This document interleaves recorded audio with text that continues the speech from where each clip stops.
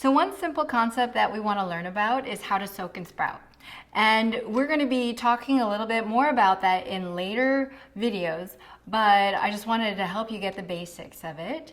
And so when you are talking about nuts, seeds, grains, these are all things that you want to soak and possibly even sprout before using.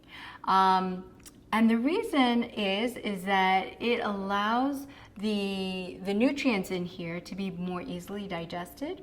There are also things within these nuts, seeds, and grains that are, and beans, nuts, seeds, and grains that are not that well digested, that are much more difficult on the digestive system. And of course, everything here is targeted at helping the gut to rest. And so that's why we want to soak everything. That gets those, what we call anti-nutrients out. And so what I'm going to do is I'm just going to show you, go through the steps of how we would sprout. For instance, this is alfalfa seeds. This is just 2 tablespoons of alfalfa seeds. And to be honest, like, I don't do a whole lot of alfalfa just because high use of or high amounts of alfalfa have been associated with lupus. And so I don't do a whole lot of it, but I'm showing you, you can do this with broccoli. Broccoli sprouts are great. And I'm going to just put some water in. So I have, this is a metal screen that I just purchased this online, and it just makes it very easy to rinse these as well. So we're going to soak these.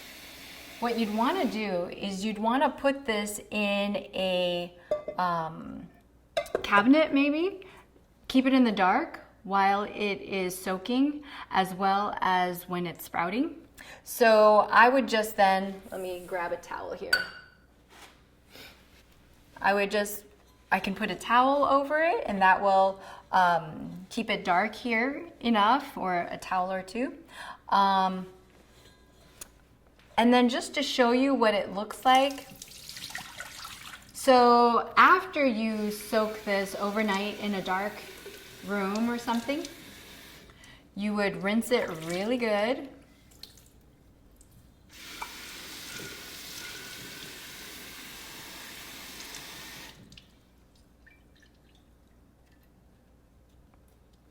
You'd rinse it really good.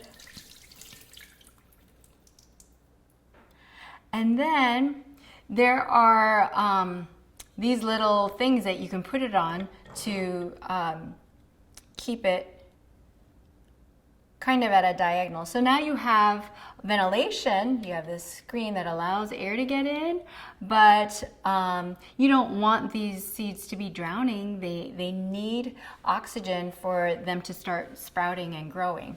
And then you can cover them up and just keep it in the dark until they start to sprout. Once they start to sprout, then you can expose them to the sunlight, but they will just sprout better when they're in a dark environment. So you can put it in a dark place, or if you don't have room, then you can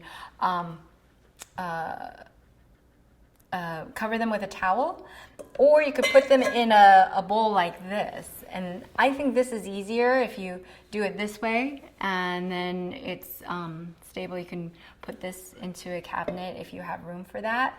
And you would rinse this twice a day at least. And so the more that you rinse it, you just don't want them to dry out, of course. And you want to be careful with these. You don't want to be just banging this around or anything, because you want to be very gentle on your sprouts.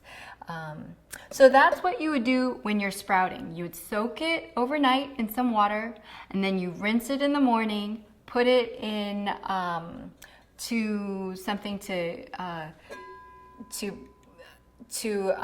get the drain it of the water, cover it up, and keep it in a dark environment, and then rinse it twice a day. And it usually takes a few days for you to see some sprouts. Now, if you are just going to be soaking them, then of course, like beans, if you plan to cook them, then you just soak your beans overnight, and then you would drain and rinse them in the morning, and then you can cook them usually. Like here I have some black-eyed beans that I've soaked, and then I'd rinse this, and then I'd be ready to do it. Now, there are certain beans that you might want to soak for longer, like kidney beans and red beans. Some of these have more anti-nutrients and it takes a little longer. So some of them you might want to soak for about 24 hours. But in general, overnight, about 8 to 12 hours should be good. And you would want to do that for everything: grains, beans, seeds, and nuts.